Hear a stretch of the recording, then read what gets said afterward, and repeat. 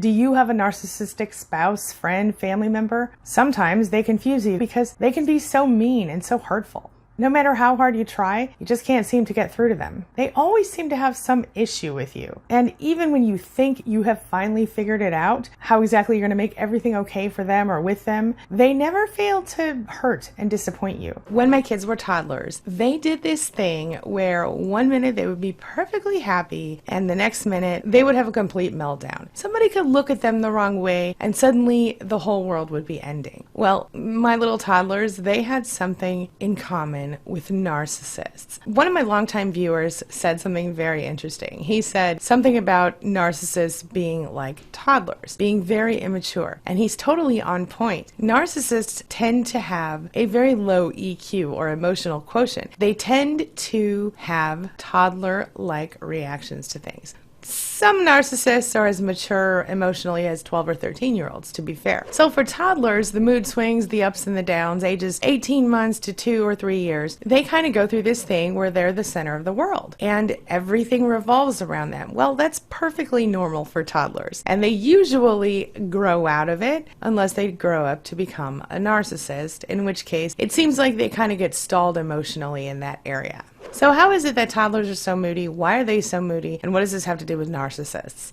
Well, just like narcissists, toddlers are moody a lot of times because they simply cannot properly express themselves. So with a toddler, sometimes they just don't have the words or the ability to understand the words that they need to say in order to express themselves, and they get frustrated. Whereas a narcissist might have plenty of words, but may not fully be able to recognize that emotion and identify it in such a way that is healthy. Kids between ages 1 and 3, they're kind of just discovering the whole world. Narcissists have been around the world a few times, but they don't always have the ability to fully express their emotions for different reasons than toddlers. It's not about the language for them so much as it's about the ability to even understand or identify emotions in a healthy way. To be fair, most toddlers are under 3 feet tall and their vocabularies are within about 20 words. So let's give the toddlers a break here.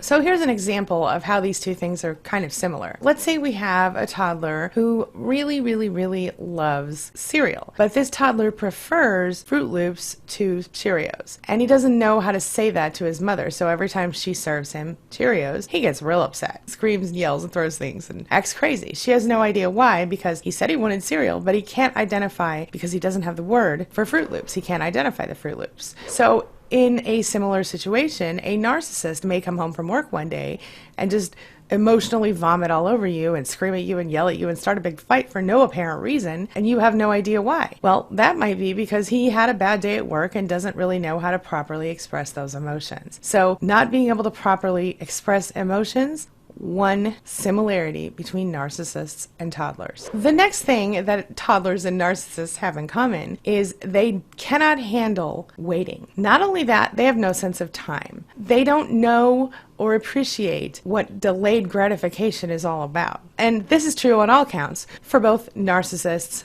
and toddlers. So for a toddler, you might say, hey, we're about to go outside, get your shoes on, and then you might get a phone call. Well, the toddler becomes enraged because they know you're supposed to be going outside to play. They got their shoes on, they're ready to go. What are you doing on the phone? And they just lose it. That's because toddlers have no concept of time. But on the same token, you might be getting ready to go out on a date with a narcissist, and you're putting on your makeup, doing your hair, and you say, oh, one more second, I just got to run in and grab my earrings, and the narcissist might have a complete meltdown. And in this case, it's not so much about not having a sense of time as it is about not having any empathy for you. Of course, with a toddler, you can just distract him and keep him busy during that time. Whereas with a narcissist, you can't really teach him how to have empathy for you. But if you are dealing with a narcissist, you can distract him with something else, like a compliment or a question about something they have expertise in. Keep him talking, that'll keep him busy for a minute. The third way narcissists and toddlers are alike is that neither one can stand it when they don't get what they want. They have major problems controlling their emotions around not getting what they want. So for example, if you have a toddler who is at the swimming pool with his parents, and you say to the toddler, hey kid, it's time for us to get ready to go, let's get the towel and dry off, he may have a blood-curdling, flat-out meltdown, kicking and screaming on the concrete.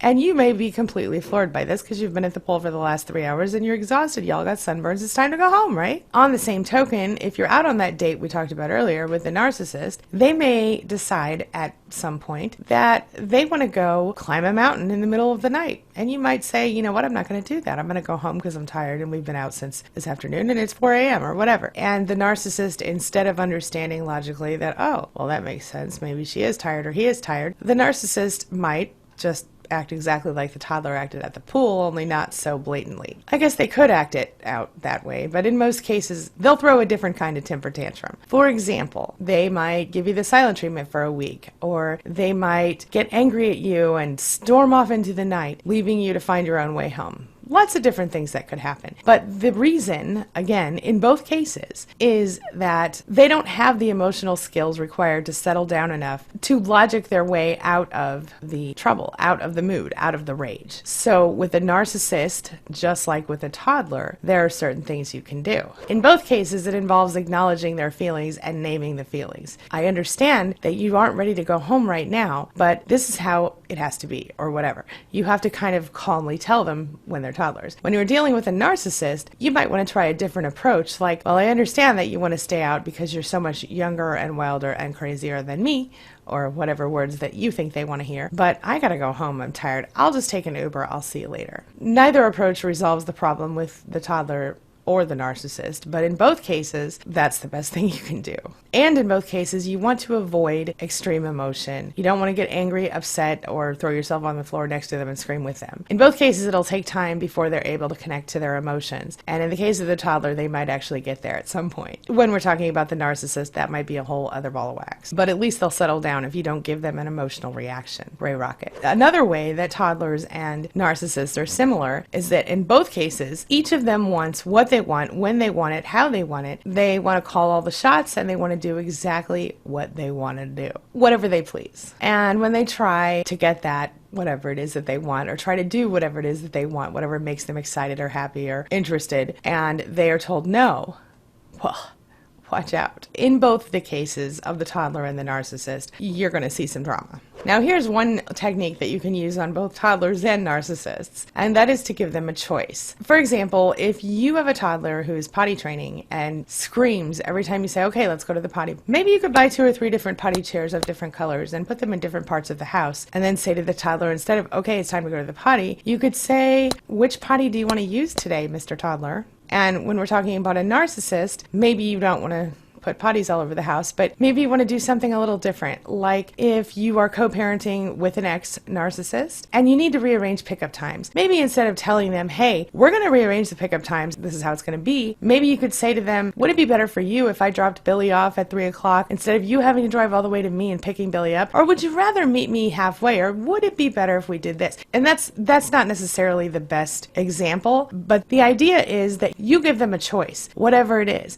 If you know that when you pick the restaurant, the narcissist gets mad, say, okay, narcissist, so I was thinking we could go out to dinner and we could have restaurant 1, 2, or 3, whatever the choices are. Split it up, break it up, give them a choice, and that will change everything. In both the cases of the toddler and the narcissist in this particular situation, giving them a choice and making it all about them will make it much easier. Of course, just like a toddler, a narcissist will every now and then, no matter how careful you are and how hard you try to make it easy, they'll make it hard anyway. They'll have a moment of drama or throw themselves on the floor for no apparent reason. So how do you deal with these little outbursts? Well, from toddlers, we would call them fits or temper tantrums, and for adults, we might call it narcissistic rage. What is the best way to handle it? Well, here's something important to remember. For both toddlers and narcissists, each group of people are actively learning how to get what they want from other people. And in both cases, if you give them what they want when they act like a big baby, then they're going to continue to act like a big baby to get what they want. Which is why, when we're talking about adults, narcissists, I recommend the gray rock method because it allows you to take the emotion out of it. That's less stressful for you eventually when you get used to it. And it teaches narcissists that they won't make you cry, they won't make you have an explosive reaction if they continue the raging. If you do not respond to the raging, they will stop doing it because it will teach them that you don't respond to rage. So they'll try something else. And the same thing applies to toddlers when it comes to throwing a temper tantrum. So just like with toddlers, the best way to deal with a narcissist in that case is to, number one, do not rationalize their behavior and do not excuse it. Don't argue with them because there's no point when a toddler is throwing a temper tantrum or a narcissist is having a narcissistic rage. Trying to reason with them is like talking to a brick wall. For a toddler, you might want to put them in a safe place where they can't hurt themselves. Put them in a playpen, put them in their crib, whatever. If we're talking about a narcissist, well, then you might want to put yourself in a safe place so they can't hurt you. Walk away if you can. And then in the case of both the toddler and the narcissist, once they calm down and get their wits about them again, well, then you can carry on if you absolutely need to. In both cases, it'll take some trial and error. In both cases, it'll take a whole lot of patience from you. In both cases, it will help reduce the amount of temper tantrums and or rages. This brings me to the question of the day. And the question of the day is, do you think narcissists and toddlers have anything else in common? And if so, what would you add to my list today? If not, well, tell me that too. I'd love to hear what you think. All right, that's all I've got for you right now. But as always, thank you so much for being a part of my day and a part of my life. And hey, thanks for letting me be a part of yours. It really does mean a lot to me. Now, before I go, make sure you take a look at the videos I'm leaving for you right here and right here. And while you're here, hit that subscribe button right there so that we can stay connected and continue on this healing journey together. I'll see you soon.